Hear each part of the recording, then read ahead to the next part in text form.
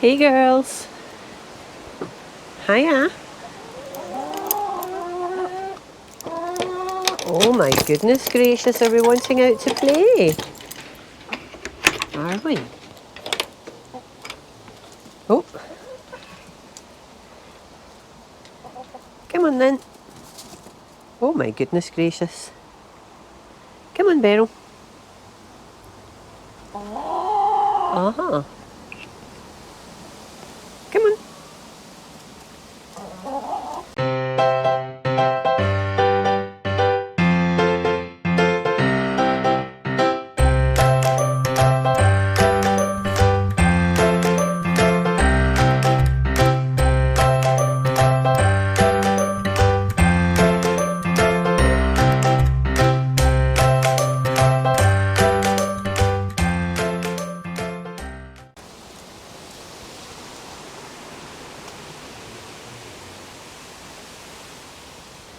Hi. You going? Go on. Go on then. Oh, it's a bit windy, isn't it? It's a little bit windy. Hey, Matilda.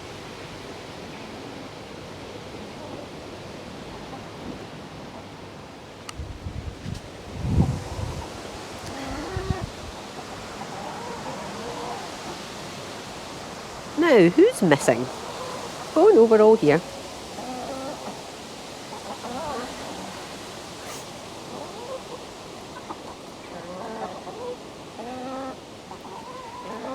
Oh, the girls have been stuck in all day because it's been a bit blustery, and they were in yesterday mostly because it was chucking it down with rain, so they're happy to be out and about. That's why they're talking so much.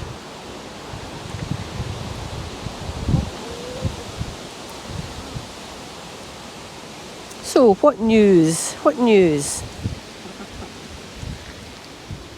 Hamble is still molting. Well, she's probably molted and her feathers are now growing back in. See if I can get a better look at her.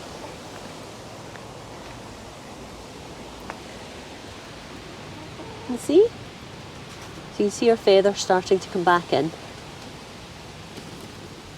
And both she and Beryl are doing great, touch wood, on their implants. It's Beryl's second implants. And I'm pleased to say she hasn't really molted this time and is very chatty. Very chatty.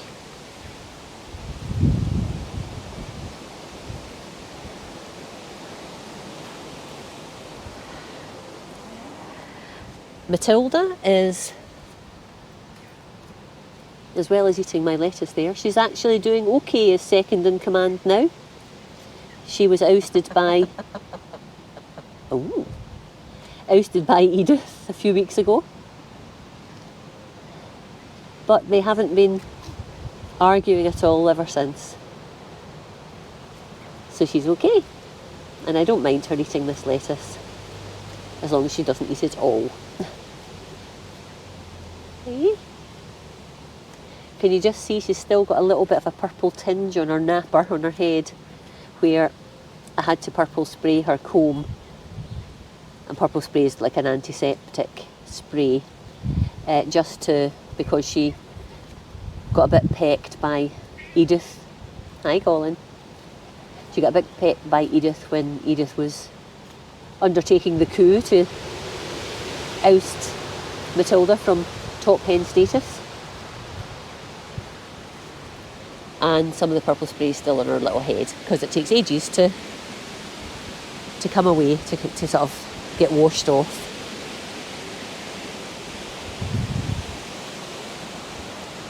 Oh, bit of a blustery evening. Emily's happy girl. Where's your sister, Emily? Hi. Let's see if you can you see Hamble's head? She looks as if she's going grey because of the pin feathers coming through. Oh, there's Jemima. And if you can notice, Jemima is sporting 2 blue socks. Because Jemima has a touch of bumblefoot, just a little tiny touch, just a couple of little scabs starting. But she's always, ever since we got her, she's been really heavy on her feet. Very, sort of, a bit lumbering, not very dainty like her little sister Emily. And I think just as a result of that, she's been a bit sort of heavy on her feet and has managed to scratch them and get a couple of scabs. Now I call it bumblefoot just because that's generally the term given to have, you know, when you've got like the sort of calluses in the bottom of their feet and potential infection. But I don't think there's any infection at all. I think it's just been scabs, and we've got to them before any infection. But I'm just sort of bandaging to sort of get rid of the nasty scab and make sure it's all clean underneath so that her feetsies are better. But once we grab her, she's not that happy about being picked up. But once we actually get her into the house and she has her little foot spa, she's actually a very well behaved girl.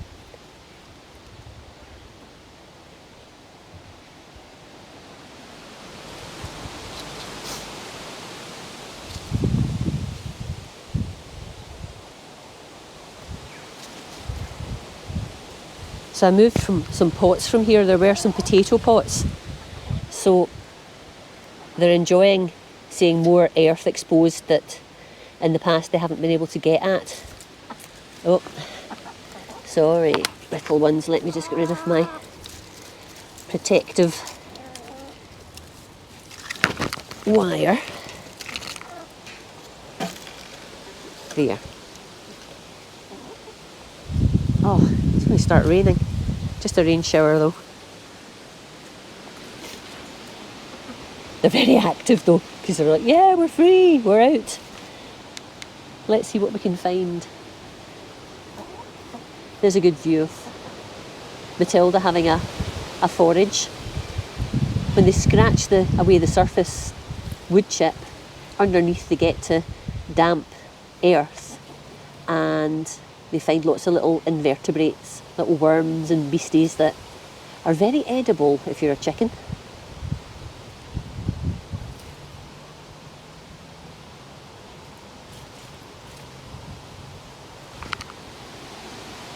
And this is why people with lawns and nice bits of grass, if they let their chickens on it, it doesn't last very long. Because they scratch away the grass so they can get in underneath to find the beasties that they like to eat. So I don't have any grass.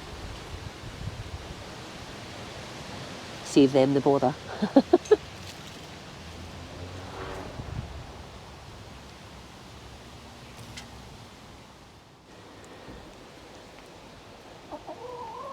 Beryl and Hamble are chums, and they've just come back in to get out of the wind, I think. I'm not surprised with Hamble actually, because she's sporting a lot less feathers than she usually does. You get a good idea there. You can see how sort of grey she looks about her head, but it's actually little feathers coming through, pin feathers they call them, because they're just little pin-shaped things that come through the surface of the skin, and then they unroll to form the feathers, but when they're just coming through they are pin-like.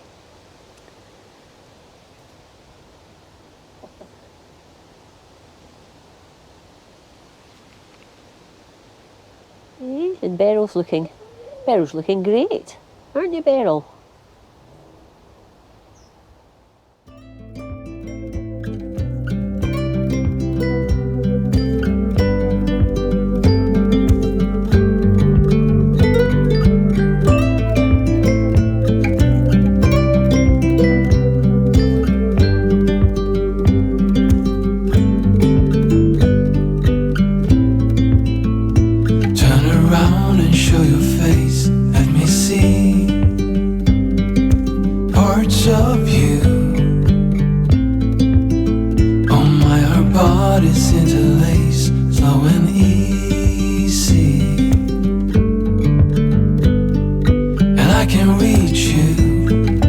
From a distance, I can I can hear you within the silence.